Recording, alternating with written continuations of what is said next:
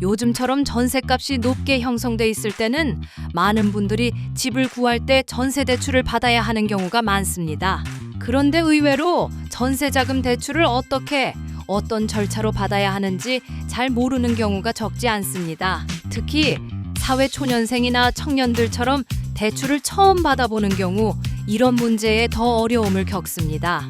그래서 오늘은 전세자금 대출은 어떤 진행 절차를 통해 받고 단계별로 어떤 주의사항이 있는지 요점만 알아보는 시간을 가져보겠습니다.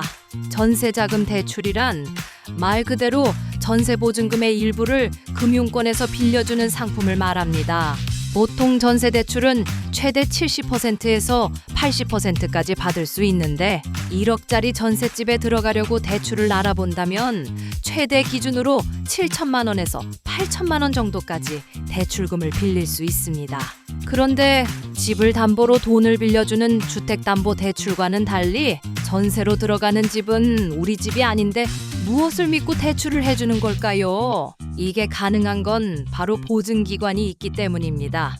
은행은 고객에게 전세자금 대출로 돈을 빌려줄 때 보증기관에서 발급한 보증서를 믿고 대출을 해주게 됩니다. HF 한국주택금융공사, HUG 주택도시보증공사, SGI 서울보증보험 등이 대표적인 보증기관입니다. 어떤 보증기관에서 보증서를 발급받는지에 따라 최대 대출 한도와 금리가 달라질 수 있습니다.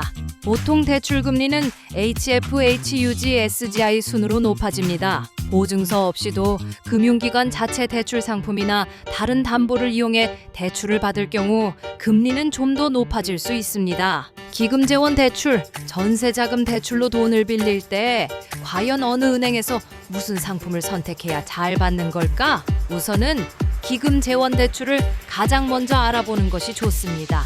기금재원 대출은 간단히 말해 국민주택기금을 바탕으로 공공기관이나 지자체에서 돈을 빌려주는 것을 말합니다. 버팀목 전세자금 대출이 대표적인데 최근엔 종류도 많아지고 있습니다. 특히 34세 이하 청년이나 사회초년생 그리고 신혼부부라면 기금재원 대출을 1등으로 알아보시는 걸 추천합니다. 은행재원 대출, 기금상환 대출이 어렵다면 그 다음으로는 은행재원 대출을 알아보는 것이 좋습니다.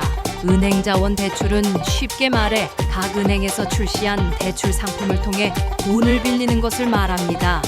버팀목 전세자금 대출처럼 기금재원 대출을 받을 수 있으면 좋겠지만 사실 기금재원 대출은 소득 및 나이 기준이 까다로워 많은 사람들이 혜택을 보기가 어렵다는 단점이 있습니다. 은행재원 대출을 알아볼 때는 은행을 최소 3군데는 가보는 것이 좋습니다.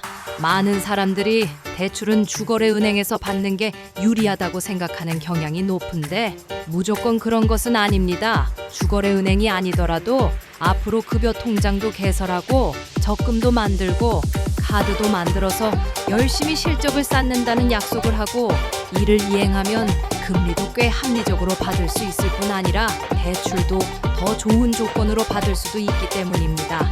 같은 은행이더라도 지점별로 조건이 조금씩 다르기 때문에 이 점도 잘 고려한다면 좀 더 좋은 조건으로 대출을 받을 수 있습니다. 전세자금 대출 진행 절차, 사전 상담. 많은 분들이 집을 계약한 후에야 전세자금 대출을 알아보는 경우가 많은데 이는 매우 위험합니다. 이미 계약서에 도장까지 찍고 계약을 했는데 대출이 나오지 않는다면 큰일이기 때문입니다.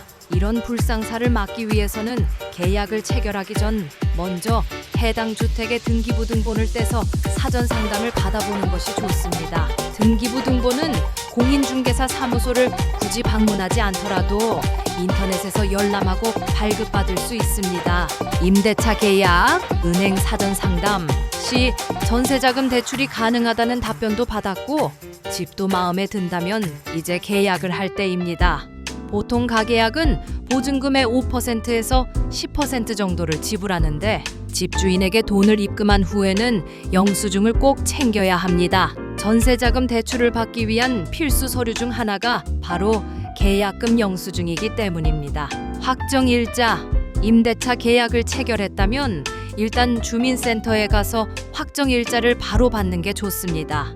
계약서와 신분증을 가지고 주민센터에 방문하면 확정일자를 받을 수 있으며 인터넷으로도 신청이 가능합니다.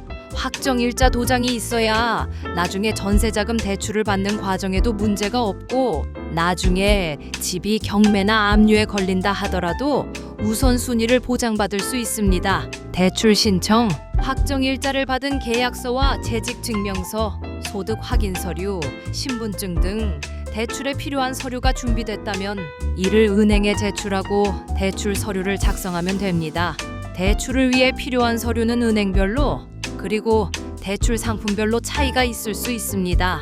대출은 한 달 정도의 여유 기간을 두고 신청하는 것이 좋은데 최소 2주 전까지는 신청해야 제때 대출을 받을 수 있습니다. 금리인 하요구권, 만약에 전세자금 대출을 받을 때와 비교해 급여가 올랐다거나 승진을 하는 등 신용도가 올라갈 플러스 요인들이 생겼다면 바로바로 은행을 방문해 대출 금리를 낮춰달라고 금리인 하요구권을 행사하는 것이 좋습니다. 금리인 하요구권은 대출 거래 약정 당시와 비교해 신용 상태의 개선 등 일정한 요건에 해당하는 고객이 은행이 정한 절차에 따라 금리를 낮춰달라고 요구할 수 있는 제도를 말합니다. 요즘은 앱을 통해서도 금리인 하요구권을 신청할 수 있습니다. 전세 자금 대출 주의할 점, 전세 자금 대출을 받을 때 주의할 점 3가지가 있습니다. 가장 먼저 등기부등본 검토입니다.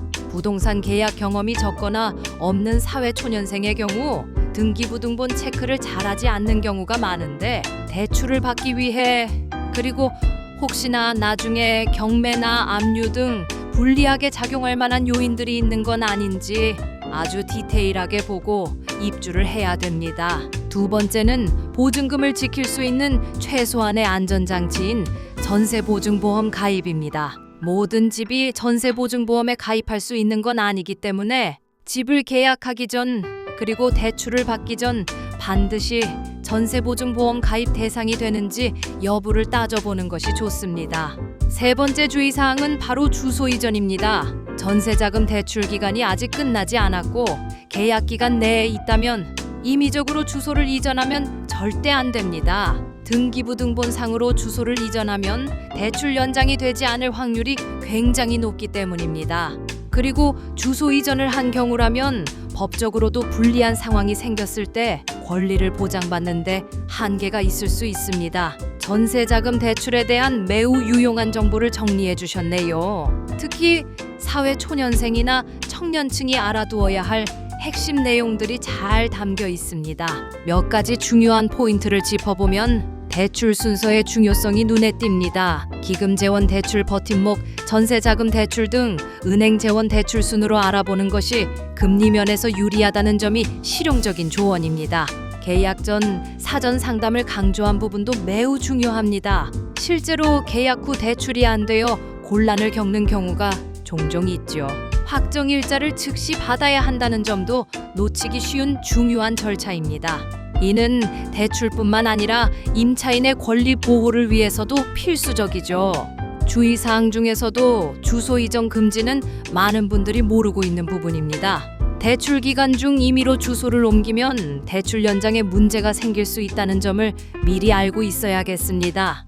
혹시 이 내용과 관련해서 특별히 더 궁금한 부분이나 구체적인 상황에서의 조언이 필요한 부분이 있으신가요?